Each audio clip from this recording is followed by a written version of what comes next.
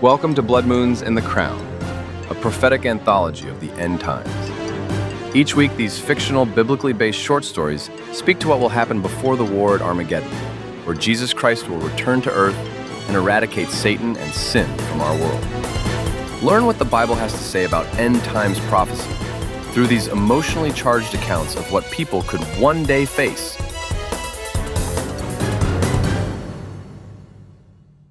What shall our church be? Act 1. The late afternoon sun filtered through the floor-to-ceiling windows of the conference room, casting long shadows across the polished hardwood floor. Outside, the snow-capped peaks of the Rocky Mountains stood sentinel over the valley, their white crests brilliant against the deepening blue of the Colorado sky. The retreat center, nestled in its small valley just outside Skyview, was the kind of place that spoke of power without needing to announce it. The lodge itself was a masterpiece of Western architecture, all exposed timber beams and river rock, but the furnishings inside whispered of something else entirely. Old money, new ambition. The kind of wealth that didn't advertise itself but couldn't quite hide either. Andrew Ortega stood before the large LCD screen, his hands moving with practiced grace as he spoke. He was 32, tall, with light brown skin and jet black hair that caught the light just so. His smile was perfect, the kind that came from considerable investment, and when he spoke, his voice carried the warmth of genuine enthusiasm mixed with something harder underneath, like steel wrapped in velvet. "Look at this," Andrew said, gesturing to the image behind him. The screen displayed a computer-generated rendering of a cathedral that made Notre Dame look modest. White marble gleamed in simulated sunlight, and the building rose like a vision from another world. Around it, a campus sprawled across what must have been hundreds of acres. Multiple buildings, each one architecturally stunning, surrounded the central cathedral. Manicured lawns rolled like green carpets between them. In the distance, parking lots sat discreet and distant, connected to the grounds by a sleek monorail system that snaked through the complex like a silver thread. "This is the future," Andrew continued, "not just of worship, but of how we understand community, faith, and responsibility." 6 people sat around the conference table, their attention fixed on him with varying degrees of skepticism and interest.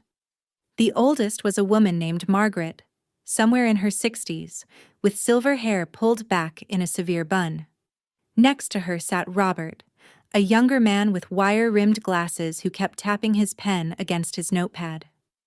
The others ranged in age and appearance, but all shared the same expression that people wore when they were waiting for the other shoe to drop. "The church," Andrew said, his voice dropping lower, more intimate, "has always asked its members to give. Tithes, offerings, building funds. But what if we reversed that entire model? What if the church gave to its members instead?" Margaret leaned forward. "You're talking about paying people to join?" "I'm talking about supporting them," Andrew replied. "We assess each family's needs: food, housing, healthcare, education, and we provide a monthly stipend to help meet those needs. Not as charity, but as what they deserve for being part of our community." Robert's pen stopped moving. "That's insane. The economics alone would be impossible. Where would the funding come from?" Andrew's smile never wavered. "From every business that claims to operate on principles of faith, every corporation that wants to be seen as spiritually minded. We're not talking about donations from individuals anymore. We're talking about institutional giving. The resources available from that sector alone would generate billions annually." A younger woman named Sarah spoke up, her voice uncertain. "But even billions wouldn't sustain ongoing payments to millions of members. The math doesn't work." "Not if you think traditionally," Andrew said. He clicked his remote, and the image on the screen shifted to show a complex network of interconnected nodes, each one pulsing with light. "We take those donations and invest them into a new cryptocurrency system. a system designed specifically for this purpose. The buying and selling of these coins worldwide would generate yields we've never seen before. Exponential growth. As membership grows, so does the investment. As the investment grows, so does the return. It's a self-sustaining ecosystem. The room fell silent. Outside, a hawk circled over the lake, its shadow crossing the windows. Robert finally spoke. "You're describing a pyramid scheme." "I'm describing a revolution," Andrew countered. "Think about it. No more church buildings, no more maintenance costs, insurance, property taxes, staff salaries for dozens of local congregations. Everything we do happens online, broadcast directly into homes. People open their own homes on a rotating basis. Week to week, different families host worship services for their friends and neighbors. Small groups, intimate, personal, but connected globally through streaming services." Margaret's expression had shifted from skeptical to thoughtful. "The savings would be astronomical." "Exactly," Andrew said. "And we redirect all of that saved capital into the support system. Plus, think about what this does for the members themselves.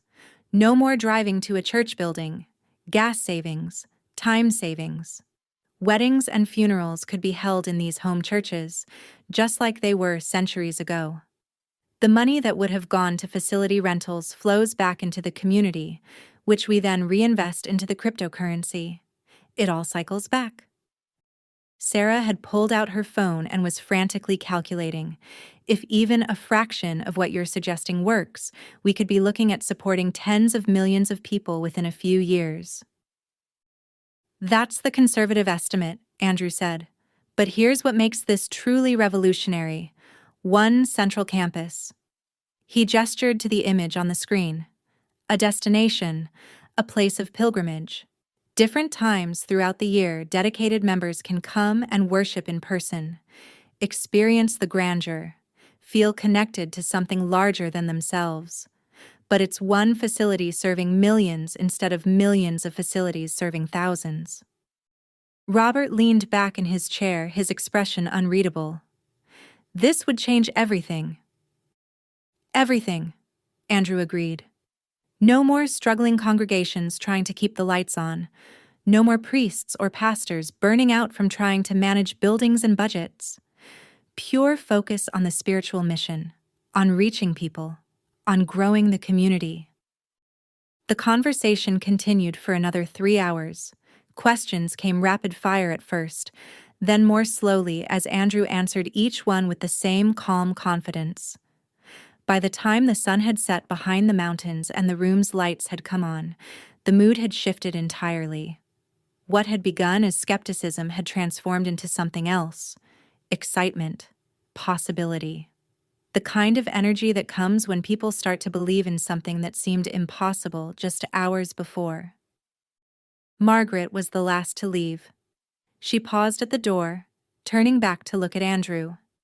"If you can actually pull this off, you'll have done something that hasn't been accomplished in 500 years." Andrew's smile was small, almost private. "That's exactly the plan." Act 2. 3 years later, the morning sun rose over the hills outside Barcelona, Spain, painting the white marble cathedral in shades of gold and rose. The Reformed Universal Church campus sprawled across 130 acres of what had once been empty countryside. Now it was a monument to ambition realized. Over 800 people stood before the cathedral's entrance, cameras from every major network pointed at the red ribbon stretched across the massive doors. Andrew Ortega, now High Priest of the Reformed Universal Church, stood in robes of white and gold, his smile as perfect as ever, his presence commanding the attention of everyone present. "Today," he said, his voice carrying across the crowd and into millions of homes worldwide through the live feed, "we dedicate this place to a higher purpose, to the unity of all peoples, to the salvation of souls through grace and love, to the eternal principles that bind us together as one community, one faith, one hope. He raised his arms and the crowd fell silent. We ask for blessings upon this ground, upon these walls, upon all who enter here seeking truth and finding welcome. May this place stand as a testament to what we can accomplish when we set aside division and embrace our common spiritual heritage. The cameras captured every moment as Andrew cut the ribbon. The crowd applauded. Somewhere in the distance, church bells began to ring. Then Andrew turned and began walking toward the entrance. The cameras followed, never cutting away, as he spoke directly to the millions watching. "Come with me," he said, his voice intimate despite the massive audience. "Let me show you what we've built together, what your faith and commitment have created." The doors opened before him, revealing an entrance hall that soared 6 stories high. Natural light poured through skylights, illuminating marble floors that reflected like still water. Andrew's footsteps echoed as he walked, his voice steady and warm. "For those of you just joining us, just discovering what we're about, let me tell you something important. You're not too late. There's still time. Time to be part of something that will change your life and the lives of everyone you love."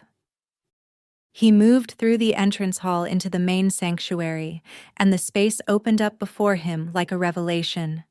The sanctuary could hold 20,000 people. Clean lines and modern design replaced the Gothic ornamentations of old-world churches. No stained glass depicting ancient scenes. No statues of long-dead saints. Instead, massive screens lined the walls, currently showing images of families gathered in living rooms around the world watching this very broadcast. "This is worship reimagined," Andrew said, gesturing to the screens. "This is community without walls. See those faces? Those are our members, your future brothers and sisters. They're gathered in homes from Tokyo to Toronto, from Buenos Aires to Bangkok. Small groups, neighbors and friends, but connected to this moment, to this place, to each other." He walked down the center aisle, the cameras tracking his movement. "We've grown to 47 million members in 3 years, 47 million people who decided that the old way wasn't working anymore. Who believed that faith should support them, not drain them. Who understood that community doesn't require a building on every corner but hearts connected across every distance." The tour continued through corridors and offices, through chapels and meeting rooms, until finally Andrew reached the administrative wing. The outer office was a study in efficient luxury. 4 executive assistant stations, each with multiple monitors and ergonomic furniture. A conference room with a table that could seat 20. A kitchen area that looked like it belonged in a 5-star restaurant. Then Andrew opened the door to his own office, and the camera followed him inside. The space was enormous, easily the size of the entire outer office. Behind his desk, windows overlooked the campus and the rolling hills beyond. 3 computer stations, each with multiple screens, sat on the desk's surface. Art hung on the walls, expensive but tasteful. Everything spoke of power wielded with precision. Andrew sat behind the desk, looking directly into the camera. "Let me tell you what membership means," he said. "Beyond the monthly stipend that helps cover your basic needs, we're offering complete medical care for your entire family, full coverage. But here's what we ask in return. Put your home, your property, into a trust. When you pass on, it becomes part of the church's holdings. Think about it. You live your entire life knowing that every illness, every injury, every medical need is covered. You never worry about leaving your family with crushing medical debt. That's the trade. Security for legacy." He leaned forward slightly, his expression earnest. "We also provide faith-based education for all children through high school graduation. Your kids get the best education, grounded in values, preparing them for meaningful lives. And for those of you who open your homes as host churches, who take on the responsibility of gathering your neighbors week after week, we pay off your mortgage. Completely. Your home becomes truly yours, free and clear. The camera zoomed in slightly on his face. For members serving in government or military positions, in countries aligned with our mission, there's an additional stipend. A thank you for your service. A recognition that you're working on two fronts, both for your nation and for your spiritual community. Andrew stood moving to the window. But here's what matters most. Our mission is salvation, reaching souls, bringing people into grace and love. Every home church should have 20 active members. If you're below that, recruit. Bring in your friends, your family, your co-workers. Share what this community has given you. We're not just changing how worship works, we're changing the world. The broadcast continued for another hour, showing the recreational facilities, the media production studios, the counseling centers, all of it designed to serve a global membership through digital connection. By the time the cameras finally shut off, the sun was high overhead, and Andrew's smile had never faltered once. Act 3. 2 o'clock in the morning. The office was dark except for the glow of the computer screens. Andrew sat behind his desk, but he wasn't wearing white and gold anymore. The robes were red now, deep crimson with gold piping that caught the light like blood and fire. The embroidery was intricate, military in its precision. The hat he wore belonged on a general, not a priest. One of the computer screens flickered, and a voice emerged from the speakers. Deep, authoritative, tinged with something that might have been amusement. You exceeded every expectation today, Andrew. I watched it all. Magnificent performance. Andrew's perfect smile was gone. His expression was harder now, calculating. It was your vision from the beginning. I merely executed the plan. Don't diminish your role, the voice said. It took us nearly 7 years to reach this point, but we did it in 6. Again, I find myself well pleased with your work. Andrew pulled up data on one of the other screens. The numbers today were extraordinary. 400,000 new applications, full personal information, names, ages, employment records, social security numbers, medical histories, educational backgrounds. The fact that people hand over this level of data simply because we call ourselves a church, that was brilliant. It's human nature, the voice replied. They want to trust something. Someone. We've given them that.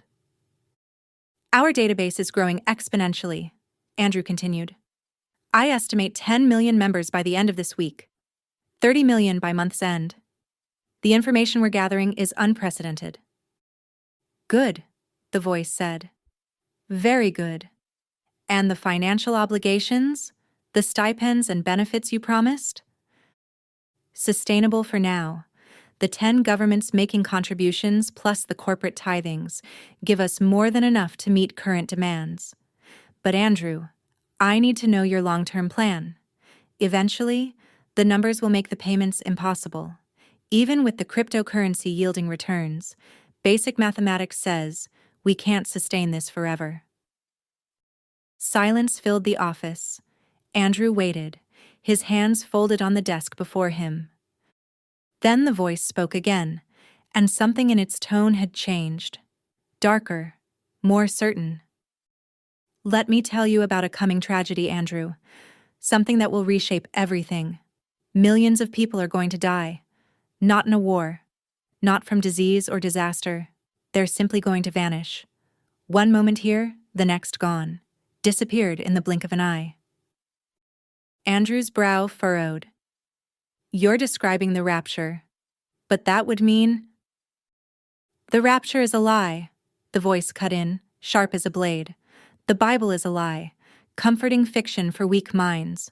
What's coming isn't salvation, Andrew. It's murder. The old God they worship, That cruel deity from their ancient texts is going to kill them. Send them to eternal suffering, torture them forever for the crime of believing in something other than what we offer. Andrew sat very still. But those left behind, the voice continued, softer now, almost gentle. They'll need us. They'll need you and me to save them from the same fate. We'll build a kingdom here. A real kingdom, not some fantasy about streets of gold and eternal singing. An actual world, governed by actual power, built on the foundation of what we've created with the Reformed Universal Church. And the payments? Andrew asked, his voice barely above a whisper. The unsustainable numbers? Won't matter. When millions disappear, the financial burden disappears with them. And those who remain will be so desperate, so terrified, they'll accept anything we offer. Any terms, any conditions. You'll be the supreme priest of priests, Andrew, the spiritual leader of everyone left alive, and I'll be right beside you the whole time, guiding, advising. Together, we'll reshape this world for all eternity. The screen went dark. The voice was gone. Andrew sat alone in the darkness, the red robes heavy on his shoulders. Outside, Barcelona slept, unaware of what was coming. Unaware that 47 million people had just signed their names, their lives, their souls over to something that had been waiting for this moment since the world began. In the silence, Andrew realized the truth of his situation. He'd been used, carefully, precisely, by a force so powerful, so ancient, that escape was impossible. The church he'd built, the vision he'd championed, the revolution he'd sparked, none of it had been his at all. He was the false prophet. And somewhere in the darkness, the Antichrist was waiting for his moment to step into the light. The story Jesus told in Matthew 24 verse 4 echoed in Andrew's mind, words he'd read years ago in a life that seemed impossibly distant now. Take heed that no one deceives you. For many will come in my name, saying, I am the Christ, and will deceive many. But Andrew wasn't the deceived anymore. He was the deceiver. And the world was listening. Outside, dawn was still hours away.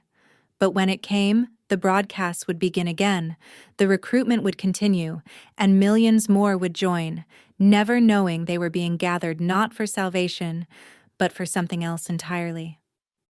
Andrew looked at his reflection in the dark computer screens. The man looking back wore red robes and carried the weight of coming damnation. He was the false prophet, and the work had only just begun. Thank you for joining us today. We hope this episode has inspired and encouraged you as you draw closer to our Lord and Savior, Jesus Christ. If you have thoughts, questions, or comments, we'd love to hear from you. You reach us via email at rev11.15media@gmail.com. We hope you're enjoying the story and learning what the Bible reveals about end times prophecy and the final battle at Armageddon. Thanks again for listening, and we'll see you next time. May God keep and protect you always.